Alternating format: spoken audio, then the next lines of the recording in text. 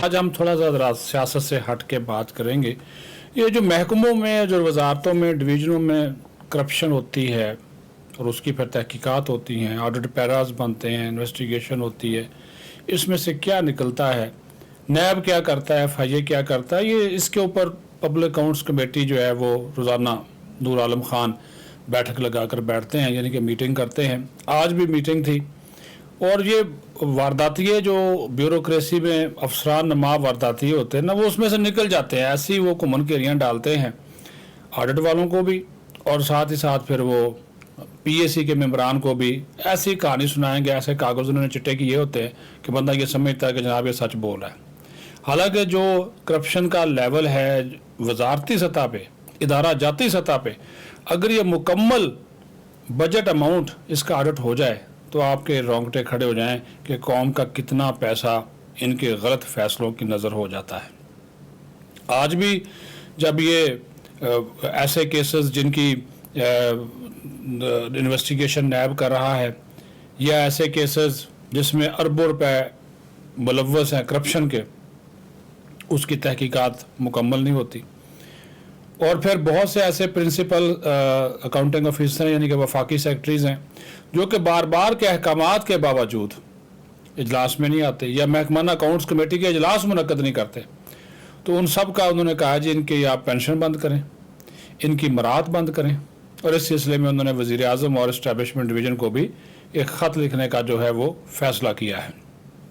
और ये भी नैब के चेयरमैन को कहा है कि आपके वो अफसरान जो करप्शन में मुलव्वस हैं उनके ख़िलाफ़ भी आप कार्रवाई करें, क्योंकि ऐसी शिकायत नूर आलम ने कहा कि मिल रही हैं कि आपके अपने लोग भी करप्शन में मुलव्वस हैं लेकिन वो बच जाते हैं और उनके ख़िलाफ़ किसी किस्म की कोई कार्रवाई नहीं होती। फिर उन्होंने कहा कि जब तमाम वजारतों और डिवीज़न को ये आगाह किया जाता है, ये बताया जाता है कि वो इस इजलास में आने से पहले जो अपनी महकमाना अकाउंट्स कमेटी, जिसको हम डिपार्टमेंटल अकाउंट्स कमेटी कहते हैं, वो उसके इजलास मुनक्कद करके आएँ। इसके बावजूद वो माहाना बुनियादों पर इजलास मुनक्कद नहीं करते और ना ही इसकी सिफारशात वो PAC में पेश करना जो है वो गवारा करते हैं। बरजीस ताहिर, सलीम मांडवी वाला और दीगर अरकान का ये कहना था कि इंतहाई अफसोसनाक बात है कि हमारे अहकामात के ऊपर अमल दरामद नहीं होता। और फिर उन्होंने कहा कि हम इसके ऊपर इज़हार बरहमी का एक ख़त लिख रहे हैं वज़ीर आज़म को भी, इस्टेब्लिशमेंट डिवीज़न को भी, और इन अफसरान की जो ACR हैं, ACRs एनुअल कॉन्फिडेंशियल रिपोर्ट जिसको कहा जाता है, इनकी खुफिया सालाना रिपोर्ट्स होती हैं, उनको लिंक किया जाए इनकी डिपार्टमेंटल अकाउंट्स कमेटी के इजलासों से। और फिर तो ये बात उन्होंने नूर आलम ने कहा कि मैं तो 20,000 रुपया माहाना इजाफी अलाउंस लेता हूँ, अगर ये मैं इजलास ना करूँ तो मुझ पर तो ये रकम आराम हो जाती है। और एक तरफ ये ऐसे लोग हैं कि जनाब ये इजलास ही नहीं करते, DAC का इजलास नहीं करते, इनकी तनख्वाहें और मराहत बंद होनी चाहिए। उन्होंने कहा, फिर चेयरमैन नैब को भी एक पैगाम दिया, उन्होंने कहा कि आप एक अच्छे इदारे से आए हैं, जिसने भी करप्शन की है उसके साथ किसी किस्म की कोई रियायत ना करें और नैब अफसरान के एहसासों की भी तहकीकात की जाए जिस इदारे से वो लोग आएँ।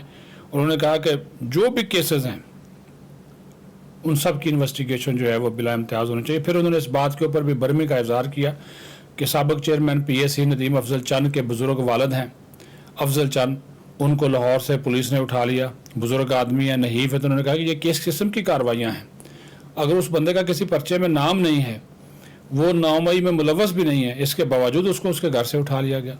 तो इसके ऊपर भी बरहमी का इज़हार करते हुए उन्होंने सेक्रेटरी दाखिला से भी रिपोर्ट मांगी है, IG पंजाब से भी रिपोर्ट मांगी है कि बताया जाए कि उनको जो है वो क्यों जो है वो हिरासत में लिया गया और उनके ऊपर जो इल्ज़ाम है वो क्या है।